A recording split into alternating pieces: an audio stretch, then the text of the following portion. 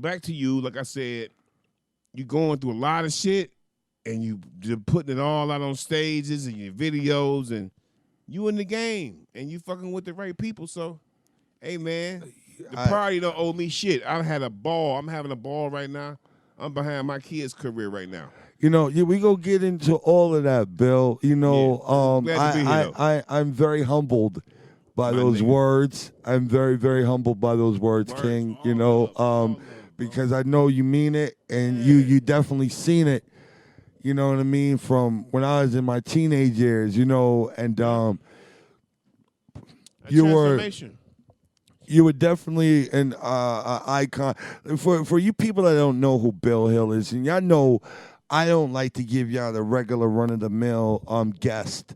Right. You know what I mean? That you guys are normally exposed to. I like to send you guys on a journey to start searching for something new. Like it may be new to you, but it's old treasure to society.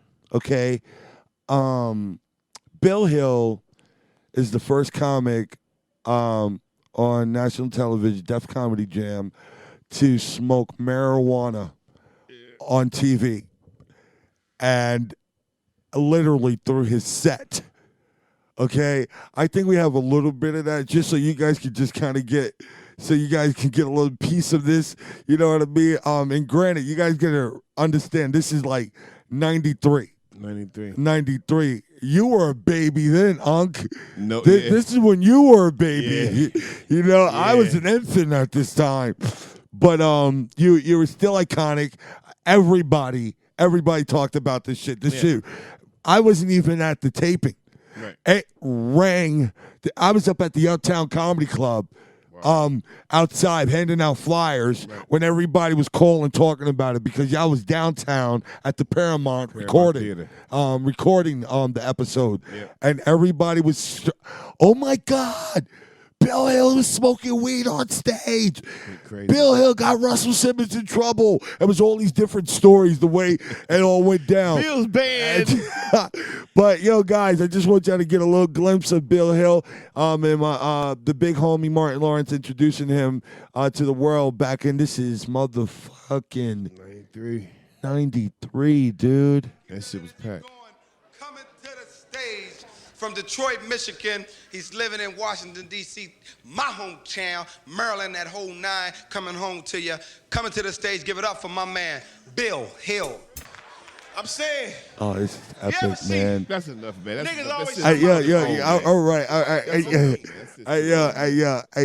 He literally smokes weed throughout his whole set, okay? And I ain't gonna lie, Uncle Bill, you look like you could be in De La Soul. You look like you could have been in De La Soul back in his day. On my Mike Tyson shit. On my Tyson shit. But this was iconic. Yeah. The stories, there were so many different stories, man, but can we just hear it from your perspective, your eyes, your eyes and your mouth, the horse's mouth on, okay, you get the call. Def Jam back in the 90s was like the call. Yeah.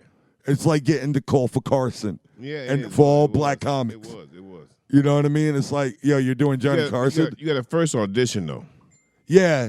You had the first audition at the Peppermint in Jersey. Mm-hmm. That was a room, 400-seat room, you know what I'm saying? That shit might be too big to really judge somebody, but niggas was getting on from there. What made me do what I did was I taped the same week as Steve Harvey, Bernie Mac, a lot of guys. Mm-hmm. And I said to myself, all these niggas is fire. We all fire, but I got to do something that ain't nobody gonna do. And I said, I'm gonna smoke the fucking weed. And so I get there, talking to the producer and director backstage. I met my manager, asked him, can he smoke the weed? They was like, no. So I'm like, oh, fuck. You know what I'm saying? I got the joint rolled up, though. It's in my pocket. I go to my dressing room. I'm sitting there trying to go over my shit. Motherfucker came to the door. Yo, you still got the joint? He was on the headset like this. He said he still has a joint. He has a joint. Yes, he has. He said, they said you could do it. Yes, okay, yes, he's ready. You got the weed, right? Okay. And I'm like, I got it. They're like, okay, you're good. You're going to do it. Hey, man, you about to smoke a joint on TV, nigga. You know what I'm saying? Like some shit like that, right? So I get the okay. Yeah. The okay came down from Bernie Brillstein. Anybody know who Bernie Brillstein is? And Russell and them, that's who give okays for shit like that. Bernie Brillstein was John Belushi's manager. Big dog in L.A. So they say, okay, you got the okay. I do my shit now. After the taping, I went to the hotel. A couple comedians. Teddy Carpenter was one of them. He came up to me, was like, yo, man, you shouldn't have did no shit like that, man. Nigga, You told him? Teddy Carpenter said, you know what you did, nigga? Nigga, you smoked weed on television. Why would you do that? I said, yo, have a nice night, Teddy. I ain't even feed off into the energy. Yeah. I went and seen De Niro. He was at the bar with a black bitch. I'm just like, so I go He upstairs. just thought you called his name Gennaro. He was like, I wasn't born. Right. I wasn't even a thought then. Right. But no, G Money. He said, That's Bernie Brillstein. Okay. That's Bernie right there. All right. That nigga look like Santa's fucking cousin. Yeah, he's a big dog. His name was on the Def Jam check. His name was on the check. Okay. I'm not mad at that. Go ahead, Bernie. Bernie Brillstein, John Belushi's manager. And so I go to the hotel. I go to my room and get a phone call. Yo, come to room 4512. Huh? What the fuck? I'm like, what the fuck? Nigga, I go to the room. Door opened up. Chicks in the bathroom blowing coke off each other's nipples and shit. It's three motherfuckers on the bed, you know what I'm saying? I went to the little table over there. Motherfucker handed me so much weed I had to put that shit like in my shirt and walk down the hall. I got the weed and I left. And I ain't even go nowhere. And then after so much time went by, they was like, people was calling in. Mothers Against Drunk Drivers, Just Say No, drug campaign. They said he is promoting weed on you guys' television. They was like, for 3 years, they was like, you too hot. We can't fuck with you. After the third year, they let me do it again. I did it that third year again. Got a standing ovation. But the thing of it is like, everybody's talented. You talented as fuck. Thank you, man. You know what I'm saying? That Like, means a lot coming from you. We got to do shit different. Sometimes you got to step out there and really say, fuck it. Because, I mean, mind you, it was police at the backstage door. They was kind of looking for me. There was a lot of shit that was going down. I had to, like, leave out with the audience. I left out with the audience. You know what I'm saying? I did that shit out of town. My first show in West Virginia. Radio station brought me down there. I smoked the weed in the theater. The radio station lost their license. They shut the whole station down.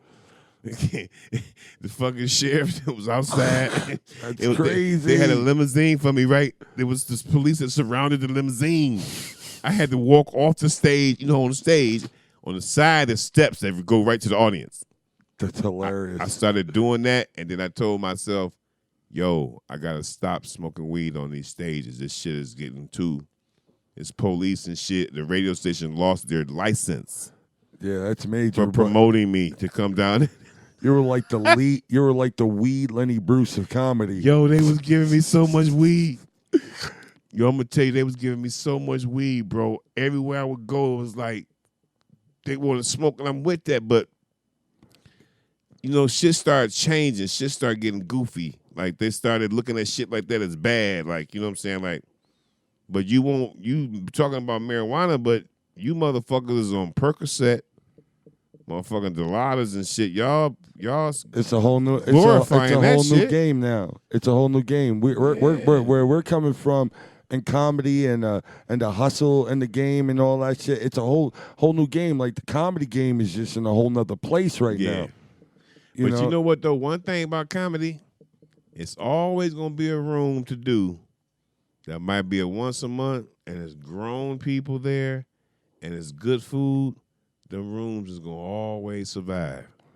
Yeah. Them fake ass rooms where everybody inside the venue think they're a fucking celebrity. Oh my God. Them rooms, and you be like, motherfucker, you're not even the one. Your brother is the one. Like, or your sister is the one running shit. You run around here giving orders like you or her or him.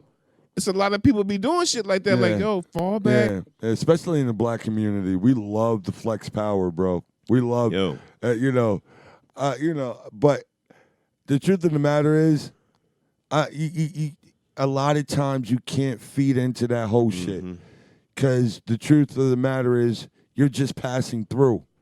Yeah. You're not here to build your fucking foundation. You're not here to build your castle. Yeah. No, you're a mercenary wielding your sword for the sake of comedy, and you're moving on.